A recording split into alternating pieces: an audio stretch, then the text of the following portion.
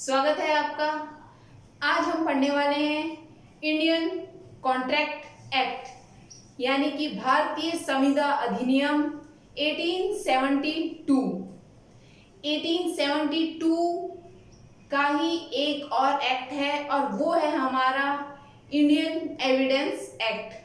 तो इन दोनों को थोड़ा सा ध्यान में रखना कि दोनों का जो सन है वो सेम ही है।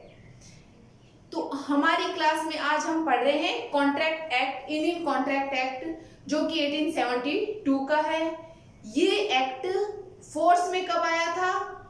1 सितंबर, ये लिख रखा है मैंने यहाँ, 1 सितंबर 1872 को ये एक्ट फोर्स में आया था, यानी कि अप्लाई हो गया था, प्रवर्तन में आ गया था।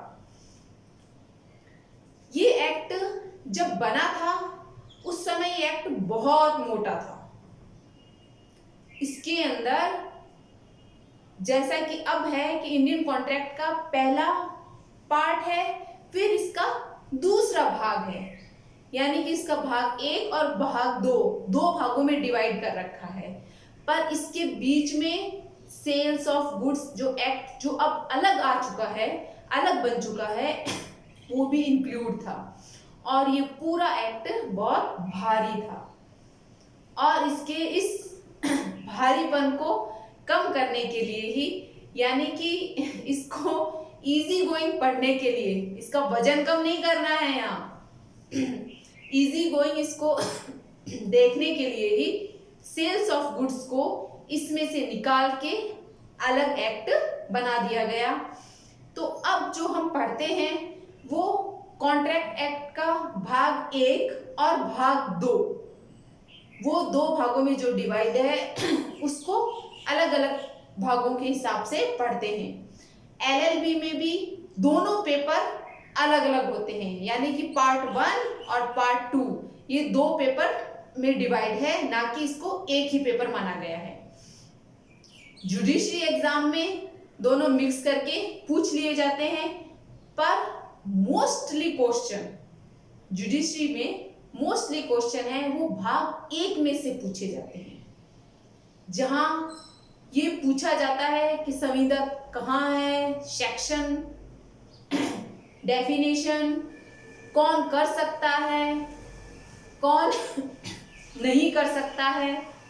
तो ये सब मोस्टली सब जो मोटा पार्ट है वो सब फर्स्ट पार्ट में आ जाएगा, जो हम पढ़ेंगे सेक्शन 1 से लेके 75 के बीच में।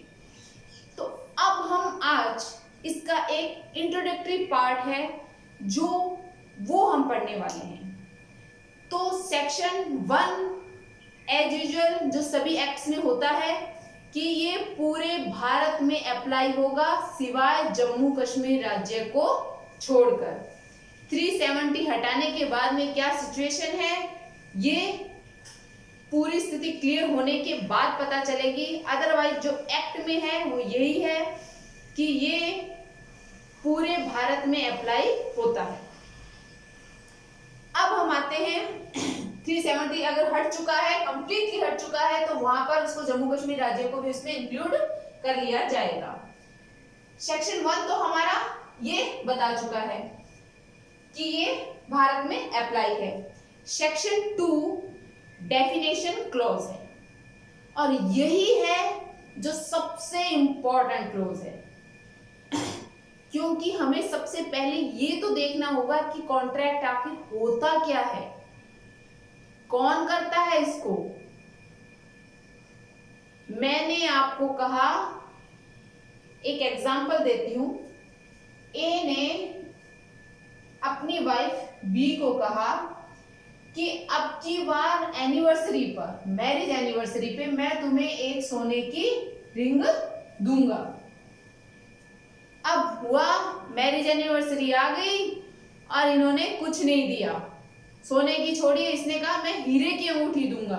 और अब इसने अपनी पत्नी को कुछ नहीं दिया। अब क्या पत्नी, जो इनके बीच में ये एक जो करार हुआ था कि तुम मुझे देना, तो नहीं देने पर क्या वो कोर्ट में चली जाएगी कि इसने तो मुझे अंगूठी दी नहीं?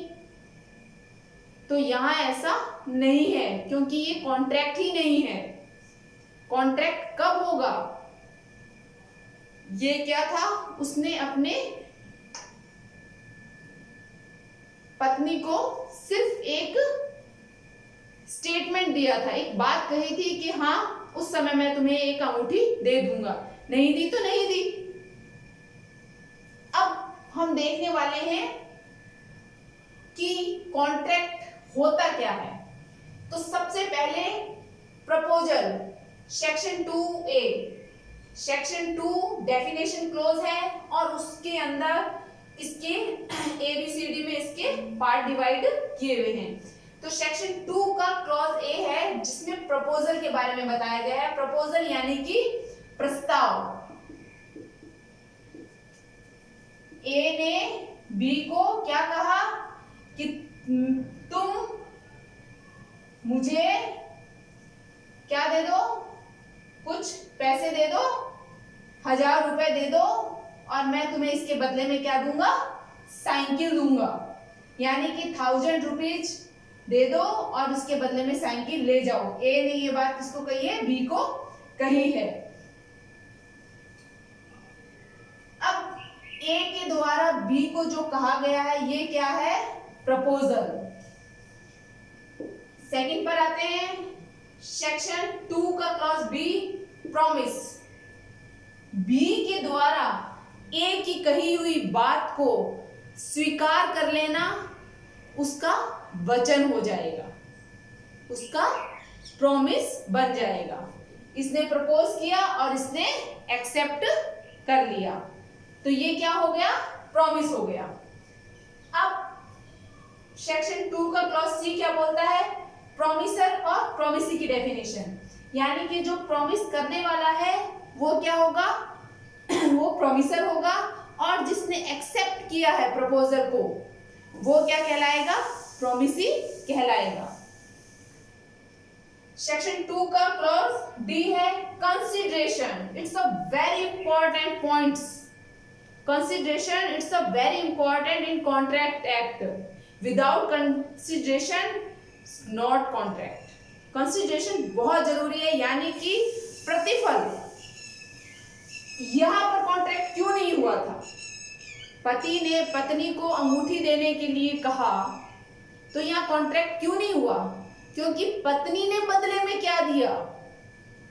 कॉन्ट्रैक्ट तब होगा जब एक व्यक्ति प्रपोज करेगा, दूसरा उसे एक्सेप्ट करेगा और दोनों के बीच में चीजें बदली जाएगी। यानी कि उसने 1000 रुपए दिए हैं तो वो उसको साइकिल देगा। तो ये क्या है, प्रतिफल।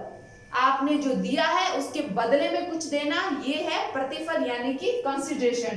तो ये जो लेन देन है ये क्या है, आपका कंसिडरेशन है। ये कंसिडरेशन आ गया। अब हम आते हैं 2E में, जो कि एग्रीमेंट।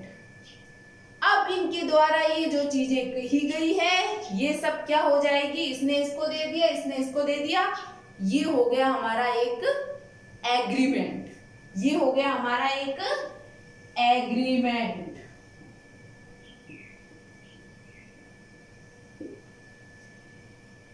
एग्रीमेंट तो ये हो गया। अब एग्रीमेंट कॉन्ट्रैक्ट कब बनेगा,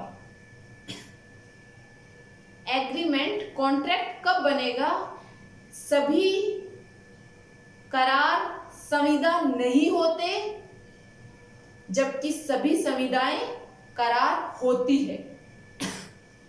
कॉन्ट्रैक्ट एक्ट में ये क्वेश्चन बेहद इंपॉर्टेंट है, मोस्टली ये पूछा ही जाता है, इसीलिए मैंने ये राउंड में एक लिख के बताया है आपको एग्रीमेंट, ऐसे ही नहीं बनाया। अब मैंने जैसा बताया सभी एग्रीमेंट कॉन्ट्रैक्ट नहीं होते हैं, पर सभी कॉन्ट्रैक्ट होंगे वो क्या कहलाएंगे, वो जरूर एग्रीमेंट होंगे। क्यों, क्योंकि एग्रीमेंट को कॉन्ट्रैक्ट बनने के लिए उसका विधि के द्वारा प्रवर्तनीय होना जरूरी है, enforced by law. It's a very important. अगर वो कॉन्ट्रैक्ट इलीगल है, इन्फोर्स्ड बाय लॉ नहीं है, तो वो कॉन्ट्रैक्ट भी नहीं होगा। ये है कुछ जो डेफिनेशन है वो मैंने आपको आज ब्रीफली बताई है। नेक्स्ट क्लास में हम इसको अच्छे से स्टेप बाय स्टेप समझते जाएंगे कि कौन कौन कॉन्ट्रैक्ट कर सकता है प्रपोजल और इसके कुछ एग्जाम्पल के साथ में।